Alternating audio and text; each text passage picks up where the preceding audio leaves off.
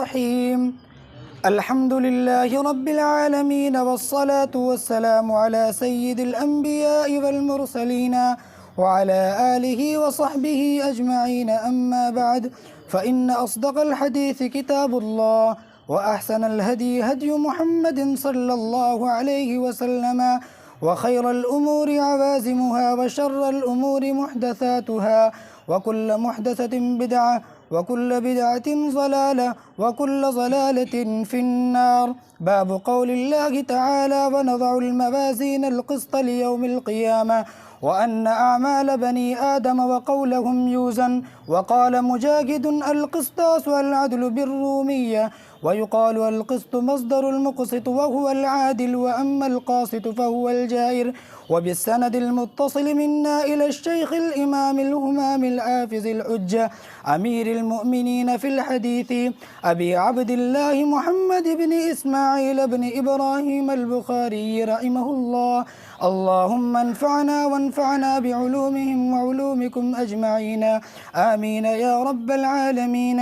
وبه قال حدثنا أحمد بن أشكاب قال حدثنا محمد بن فصيل عن عمارة بن القعقاع عن أبي زرعة عن أبي هريرة رضي الله تعالى عنه قال قال النبي صلى الله عليه وسلم كلمتان حبيبتان إلى الرحمن خفيفتان على اللسان ثقيلتان في الميزان سبحان الله وبحمده سبحان الله العظيم. باب قول اللہ ونضع الموازین القسط لیوم القیامہ. اللہ تعالیٰ کے قول کی تفسیر کا بیان. اور ہم قائم کریں گے میزان عدل کو لیوم القیامہ، قیامت کے دن. ظاہر یہ ہے کہ اس باب کا مقصد معتزلہ پر رد ہے، جو بنو آدم کے اعمال کے تولے جانے کا انکار کرتے ہیں اور کہتے ہیں کہ اولاد آدم کے اعمال قیامت کے دن تولے نہیں جائیں گے، کیونکہ اعمال عرض ہیں اور عرض کا وجود نہیں ہوتا. تولی وہ چیزیں جاتی ہیں جن کے جسم ہوتا ہے، جن کے اندر وزن ہوتا ہے. اعمال عرض ہیں. والعرض لا یبقی فی زمانین، عرض کا وجود دو زمانوں میں نہیں ہوتا، تو عرض تولے نہیں جاتے ہیں. اس لیے اولاد آدم کے اعمال قیامت کے دن تولے نہیں جائیں گے. امام بخاری نے ان پر رد کیا ہے اور کہا ہے کہ کتاب و سنت سے اعمال کا تولا جانا ثابت ہے. نہیں سمجھا؟ اب معتزلہ کا قول باطل ہے. معتزلہ کا قول نضع نقیم کے معنی میں ہے. اب موازین جمع ہے، اس کے واحد میں دو قول ہیں. نمبر ایک، واحد اس کا موزون ہے. نمبر دو، میزان ہے. اگر دوسرے قول کو لیا جائے تو ترجمہ ہوگا ہم قائم کریں گے انصاف کے میزان کو لیوم القیامہ، قیامت کے دن. تو اشکال واقع ہوتا ہے کہ قیامت کے دن اعمال کو تولنے کے لیے ایک میزان ہوگی یا کئی میزان؟ اگر ایک میزان ہوگی تو آیت شریفہ میں صیغہ جمع کیوں استعمال کیا گیا ہے؟ تو جواب یہ ہے کہ صیغہ جمع اشخاص کے تعدد پر محمول ہے. اشخاص کے تعدد پر محمول ہے. متعدد لوگوں کے اعمال تولے جائیں گے، اس لیے صیغہ جمع لایا گیا. یا صیغہ جمع تعدد اعمال پر محمول ہے. صیغہ جمع تعدد اعمال پر محمول ہے. بنو آدم کے اعمال میں متعدد عمل ہوں گے. زکوٰۃ دینا ایک عمل ہے، حج کرنا ایک عمل ہے، نماز پڑھنا ایک عمل ہے، ہر عمل کو تولنے کے لیے ایک ایک میزان ہوگی. اس اعتبار سے صیغہ جمع استعمال کیا گیا ہے. اور اکثر علماء نے یہ کہا ہے کہ صیغہ جمع کو تعظیماً لایا گیا ہے. صیغہ جمع کو تعظیماً لایا گیا ہے. میزان تو ایک ہی ہوگی. اور اس میزان کے بارے میں حضرت عبداللہ بن عباس کی روایت ہے. سرکار دو عالم صلی اللہ علیہ وسلم نے ارشاد فرمایا کہ لہو لسانان، اس میزان کی 2 زبانیں ہوں گی، وہ کفتان، اور اس کی 2 ہتھیلیاں ہوں گی. اسی میزان سے بنو آدم کے اعمال تولے جائیں گے. وَأَنَّ أَعْمَالَ بنی آدم، اور بلا شبہ بنی آدم کے اعمال، وَقَوْلَهُمْ یوزن، اور ان کا قول کہ بنو آدم کے اعمال وزن کیے جائیں گے. بنی آدم کے اعمال قیامت کے دن تولے جائیں گے. تو سوال یہ ہوتا ہے کہ جب اعمال کا وجود نہیں ہے تو یہ اعمال تولے کیسے جائیں گے؟ تو حضرت ابن عباس ہی کی روایت میں ہے کہ اعمال کو شکل و صورت عطا کی جائے گی. اعمال کو شکل و صورت عطا کی جائے گی، اور شکل و صورت میں وزن پیدا کیا جائے گا، اور اس اعتبار سے اعمال تولے جائیں گے. نیک لوگوں کے اعمال اچھی شکل و صورت میں لائے جائیں گے، گندے لوگوں کے اعمال بری شکل و صورت میں لائے جائیں گے.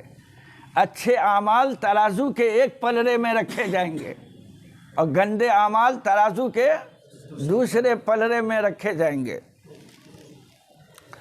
وقال مجاہد القسطاس العدل بالرومیۃ، حضرت مجاہد نے کہا ہے کہ قرآن کا جو لفظ ہے قسط، اسی سے ہے قسطاس. قسطاس کے معنی آتے ہیں انصاف کرنے کے. رومی زبان کا لفظ ہے، اور اس لفظ کو عربی بنا لیا گیا ہے. جب کسی عجمی لفظ میں عربی قواعد کا لحاظ کیا جائے، تعریف میں، تنکیر میں، معرفہ میں، نکرہ میں، تو پھر عجمی لفظ کو عربی بنانے میں کوئی حرج نہیں ہے. اگر عربی گرامر کا، عربی قواعد کا عجمی لفظ میں لحاظ کیا جائے تو پھر عجمی لفظ کو عربی بنا لیا جاتا ہے. اور کہا جاتا ہے کہ قرآن پاک میں جو لفظ قسط آیا ہے یہ مصدر ہے، اور یہ مقسط کا مصدر ہے. تو اشکال واقع ہوتا ہے کہ قسط تو مصدر مجرد ہے، اور مقسط مصدر مزید فی کا اس میں فاعل ہے. مقسط کا مصدر اقساط ہے، باب افعال سے، نہیں سمجھا؟ تو جب مقسط کا مصدر اقساط ہے تو قسط کو مقسط کا مصدر کہنا صحیح ہوگا؟ قسط تو مصدر مجرد ہے، اب مقسط مصدر مزید فی کا اسم فاعل ہے. تو علامہ کرمانی نے جواب میں کہا ہے کہ اقساط کی اصل قسط ہی ہے، 2 مقام پر الف بڑھایا گیا ہے، شروع میں اور سین کے بعد، تو قسط سے اقساط بن گیا ہے، ورنہ اقساط کی اصل قسط ہی ہے. تو یہ کہنا صحیح ہے کہ قسط مقسط کا مصدر ہے. اب مقسط کے معنی آتے ہیں انصاف کرنے والے کے، وَهُوَ الْعَادِلُ، انصاف کرنے والے کو مقسط کہتے ہیں. علماء نے کہا ہے کہ لفظ قسط لفظ مشترک ہے، 2 معنوں میں استعمال ہوتا ہے، جور اور ظلم کے معنی میں، عدل و انصاف کے معنی میں. بعض نے کہا کہ قسط صرف جور کے معنی میں استعمال ہوتا ہے، لیکن آیت شریفہ میں قسط جور کے معنی میں نہیں ہے، عدل کے معنی میں، اور عدل کے معنی میں مجازن ہے، حقیقتاً نہیں. قسط کے حقیقی معنی جور اور ظلم کے ہیں، اور مجازن مجازن یہ ظلم کے انصاف کے معنی میں استعمال ہوتا ہے، اور اسی قسط سے اس میں فاعل کا صیغہ ہے قاسط۔ قاسط کہتے ہیں جائر اور ظلم کرنے والے کو، قرآن کا لفظ ہے۔ وَأَمَّا الْقَاسِطُونَ فَكَانُوا لِجَهَنَّمَ حَطَبًا، بہرحال دنیا میں ظلم کرنے والے وہ جہنم کا ایندھن بنیں گے، وہ جہنم کا ایندھن بنیں گے۔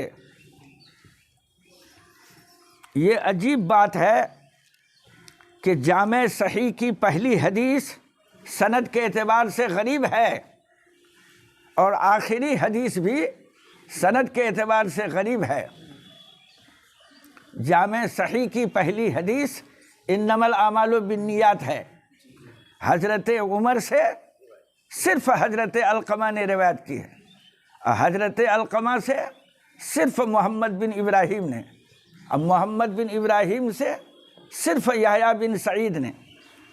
اور اس حدیث کی سند میں بھی غرابت ہے، اس حدیث کی سند بھی غریب ہے۔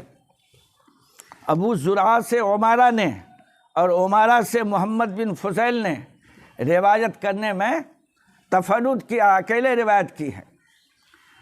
تو اگر کوئی حدیث غریب ہے تو اس کی غرابت صحت کے منافی نہیں ہے، حدیث کی غرابت صحت کے منافی نہیں ہے، حدیث غریب ہونے کے باوجود صحیح ہو سکتی ہے۔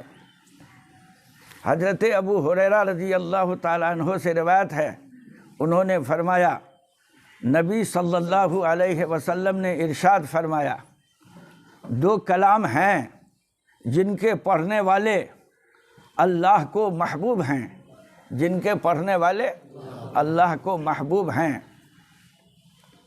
اور وہ دونوں کلام زبان پر ہلکے ہیں، اب میزان عمل پر بھاری ہیں۔ دونوں کلام زبان پر ہلکے ہیں، اب میزان عمل پر بھاری ہیں۔ ان میں اول کلام ہے سبحان اللہ و بحمدہ، اور دوسرا ہے سبحان اللہ العظیم۔ یہ جو کلمتان ہے نا، کلمتن کا تثنیہ ہے، جز بول کر کل مراد لیا گیا ہے، کلمہ بول کر کلام مراد ہے۔ بولتے ہیں کلمۃ الاخلاص، اب مراد اس سے پورا کلمہ طیبہ ہوتا ہے، لا الہ الا اللہ محمد الرسول اللہ۔ کلمہ شہادت بول کر صرف ایک کلمہ مراد نہیں ہوتا، پورا کلام مراد ہوتا ہے، اشہد ان لا الہ الا اللہ و اشہد ان محمدً عبدہ ورسولہ۔ اسی طرح سے یہاں کلمہ بول کر ایک لفظ مراد نہیں ہے، پورا کلام مراد ہے۔ تو دو کلام ہیں جن کے پڑھنے والے، جن کے کہنے والے اللہ کو محبوب ہیں۔ کلمتان خبر مقدم ہے، موصوف ہے، کلمتان خبر مقدم ہے، موصوف ہے۔ حبیبتان الی الرحمن، خفیفتان علی اللسان، ثقیلتان فی المیزان، یہ سب حبیبتان کی صفت ہیں، حبیبتان کی صفت ہیں۔ سبحان اللہ و بحمدہ مبتدا مؤخر ہے، خبر کو مبتدا پر مقدم کرنے میں نکتہ یہ ہے کہ سامع کے دل میں خبر کو سننے کا شوق پیدا ہو جائے، سامع کے دل میں خبر کو سننے کا شوق پیدا ہو جائے، خواہش پیدا ہو جائے، اس لیے خبر کو مقدم کیا جاتا ہے مبتدا پر۔ حبیبتان حبیبتن کا تثنیہ ہے، اس میں مفعول محبوبتن کے معنی میں ہے۔ حبیبتان کے کیا معنی ہے؟ محبوبتان قائلہما، ان دونوں کلام کے کہنے والے، پڑھنے والے اللہ کو محبوب ہیں۔ دونوں کلام ایسے ہیں خفیفتان علی اللسان، زبان پر ہلکے ہیں۔ خفیفتان خفیفتن کا تثنیہ ہے، خفت سے نکلا ہے۔ ثقیلتان ثقیلتن کا تثنیہ ہے، ثقل سے نکلا ہے۔ خفت اور ثقل کے کیا معنی ہے؟ تو حافظ نے خفت اور ثقل کے معنی یہ بیان کیے ہیں کہ ان دونوں کلاموں کی ادائیگی زبان پر زبان پر آسان ہے، ان کی ادائیگی، ان دونوں کلام کو پڑھنا آسان ہے، لیکن اجر و ثواب کے اعتبار سے یہ دونوں ہی کلام میزان عمل پر بھاری ہوں گے۔ ان میں ایک ہے سبحان اللہ و بحمدہ اور دوسرا ہے سبحان اللہ العظیم۔ علامہ طیبی فرماتے ہیں کہ خفت اور ثقل کے معنی یہ ہیں کہ ان دونوں کلام کے حروف تعداد کے اعتبار سے کم ہیں، گنتی کے اعتبار سے کم ہیں، لیکن اجر و ثواب کے اعتبار سے بھاری ہیں، وزنی ہیں۔ ان میں سے پہلا کلام ہے سبحان اللہ و بحمدہ، دوسرا ہے سبحان اللہ العظیم۔ یہ سبحان مصدر ہے، لازم النصب ہے، اس کو منصوب پڑھنا ضروری ہے، عامل ناصب کو مقدر ماننا ضروری ہے۔ سبحان کا عامل ناصب وسبحوا، تو وسبحوا سبحان اللہ کا ترجمہ کیجئے، ونزہ اللہ تنزیہا عما لا یلیق بہ، میں اللہ کی پاکی بیان کرتا ہوں ان تمام علائشوں گندگیوں سے جو ان کی شایع نشان نہیں ہے، جو ان کے لائق نہیں ہے۔ ہم لوگوں نے پڑھنے پڑھانے میں جو کوتاہیاں کی ہیں، دل کی گہرائی سے دعا کیجئے کہ اللہ تعالی ہماری کمیوں کو معاف فرمائے، ہماری کوتاہیوں سے درگزر فرمائے۔ اللہ تعالیٰ اس سعادت کے ساتھ ہمیں ہمیشہ متصف رکھیں۔